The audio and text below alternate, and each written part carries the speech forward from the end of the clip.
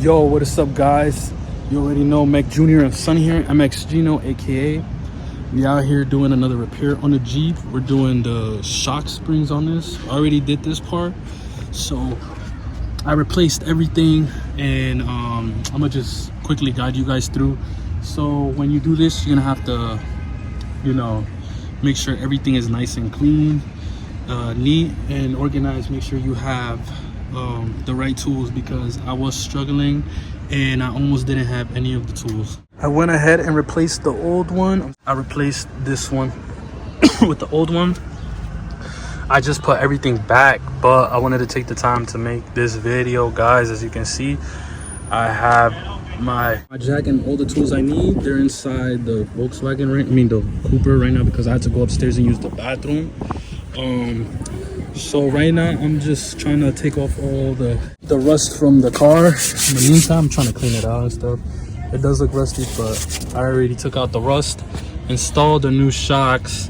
So what I had to do first, guys, was that you usually have to take the wheel off. Obviously, take the wheel off, and then you're gonna disconnect them up here. Up here, you see these bolts right here. I already screwed them in, but unscrew those. Obviously, you gotta remove everything on top, and then that drops this. But it's still gonna be held on by this shock holder absorber. And what you're gonna do for this is you usually have to take this out, but I don't know, for some reason mine didn't want to come out. It seized. I have to work on that later. I ended up taking the U-joints out, taking off all the thing, taking this out the way, being able to drop it, because it does have to drop for you to take this out. So I dropped it by taking those out. And then and as for it to drop more, you have to remove the link. So just disconnect one. I already did that. Disconnected the bottom and the drop, but you're still not gonna get it out if you got these screws inside right here in the back. It's clamping onto the shock. This shock absorber literally is above the axle, right? So I already finished the driver's side, guys. Now I'm about to head on to the passenger side. And you do have to, for these cars, the JK, you have to remove the crash bar, because it is attached to the struts also. It's kind of weird, but yeah. As you can see, I had to remove everything on the sides.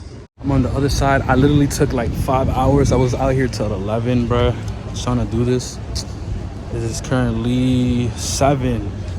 I did this like in 5 hours, bro. But that's because I had to change a lot.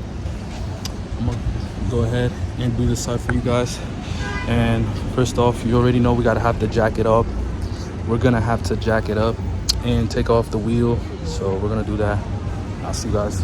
Rookie mistake again. I forgot to take off the lug nuts before lifting it up.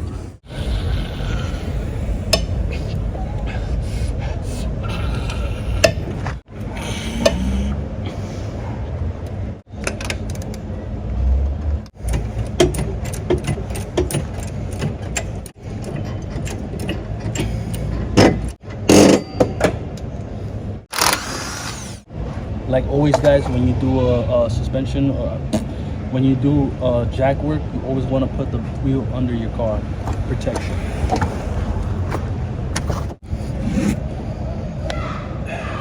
Good job. All right, guys, on this side is much more cleaner and easier, I suppose, because I don't have no cars behind me. But what you're looking at is a shock, U-joint, knuckle, sway bar link. This is, I forgot what it's called, but it's the chamber. It's to balance the wheel. It's for your balance and your state and your balance and how straight your wheels are. You got your brakes, your rotor, and then you got your axle on the side. Apparently I cannot go through here because these joints are stuck together. So what I do is I just go and take off the screws to just release the U-joint. I take off the sway bar link, and then I just I release the sway bar link, and then I release the shock support down here. That will drop this forward, right? It will drop down. It will still be up there, but once I take that out, it comes out like nothing. Because also you wouldn't be able to take it out just by here. So what I'm gonna do is just skip this part right here where it takes the joints out, and then just take it out completely, and then just take it out. I had to use a hammer on the other one. It was so rusty, as you can see, but let's do this. Gotta get geeked. All right guys, as I'm back, I came back and I realized I had to take off the fender. I saw a lot of like extra shit. I don't know what's for, but we are in the, and we're gonna commence. Another thing guys that I forgot, in order to get to the U joint screws, we have to remove the air intake and the coolant reservoir. So let's go ahead and screw this and move it out the way, guys. So now we basically just removed everything. You can see everything in my hand. I took the time and checked the horn because the horn was messed up. I think I just have to replace it in general. But other than that, we have more space, guys. Now we can check it. I also want to check the serpentine belt because it was making a squeaky noise. And I want to check the alternator back here because I heard some squeaky noise. And I'm not squeaky noise. There was low voltage and I wanted to see if it was the alternator or the battery. So let's go ahead and we're going to start off by taking this joint out and going ahead and releasing the U joint, guys. So come follow along. Don't forget your fucking jack.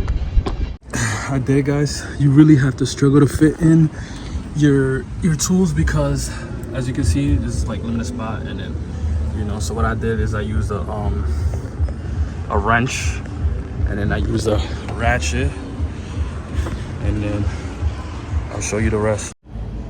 So as you're pulling this one right here, you're gonna pull the one on top. You're gonna pull like this. Just bang my head. I'm gonna keep it going like that.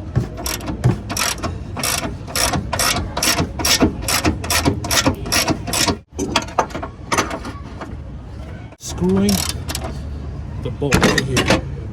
I'm holding this in place so I can screw this out. Like that. And you can take it out. Voila, we got both screws out. Alright guys, so this part might be tricky. You might need to hammer these screws out. But other than that, this one actually came out easy. I just have to move it so because it's hitting the shock. But this one it's loose actually. Let me see. Yeah, it's actually good. Yeah, just like that. It looks scary, but it's not. It could come out. But for this one, I think I might have to move this up a little bit so it could, like, take that one out. Screw that, guys. I'm gonna just skip that over and just continue with the.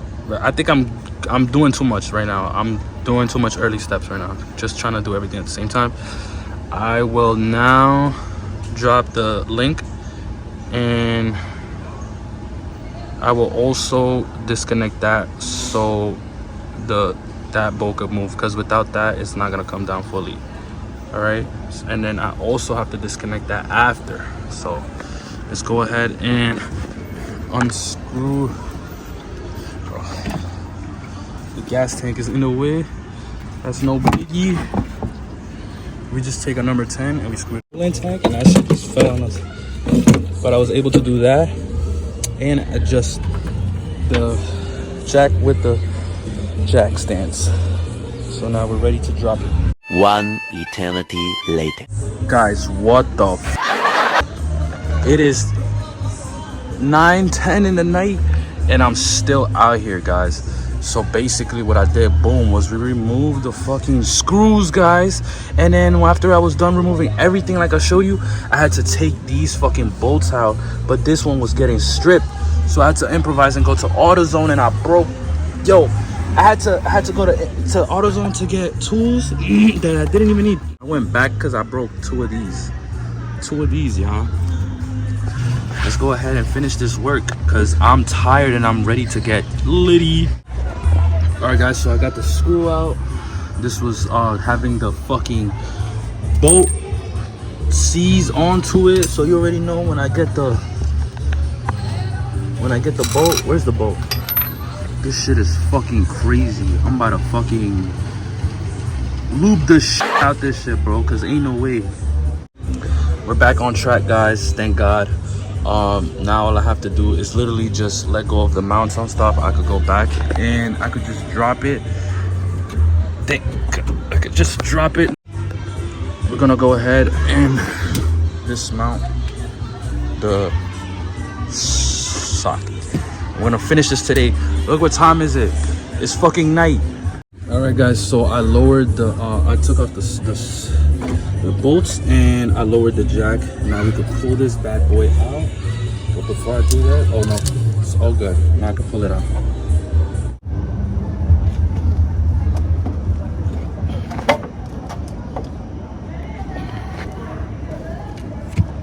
I have to hammer it out because it is rusted. So give me a bit, I'll be back with you guys and I'll put it on the new one. Popped it right off. Polish that out and clean it out, and I'm gonna put some grease so it can fit in nice and perfectly and smooth. This one actually went as smooth like butter. Like I didn't even have to put no force, nothing. But let's assemble it back in so I can head the fuck home. This is day 2 of the vlog, guys. I finished last night. I just came down to put the fender back on, and I noticed that there was a rip in the CV joint right here.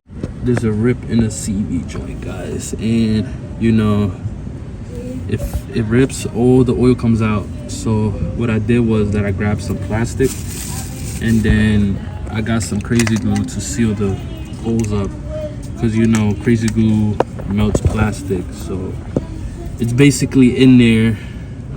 It's really a ghetto way of doing this instead of just getting a new axle, but that's just a temporary fix because we will be upgrading axles soon. The whole point is to upgrade this. So now I'm gonna put the wheel back on, guys, and I'm gonna move to the back shocks. We have to change those as well. All right, kids, so I finished installing the front shocks. It took me a day, and I finished putting the bumper on the other side.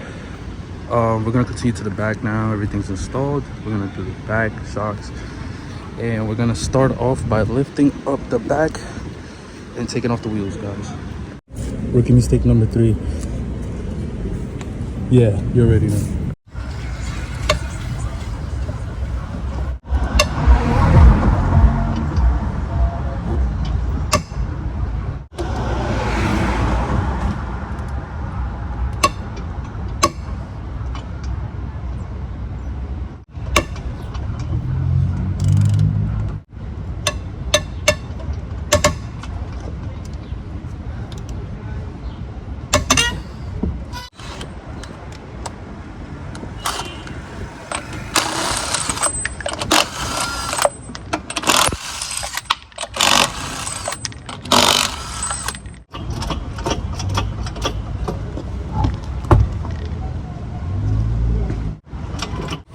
So this is what you end up seeing, guys. My shit is rusted like crazy. I have to change these, but today I'm gonna change these. I had parts for them, and so this got fucked up over here. A lot of stuff got messed up. Look at this. I'm gonna have to order new of those too. The sway bar for the back, rusted out everything. Yup, brakes, all that.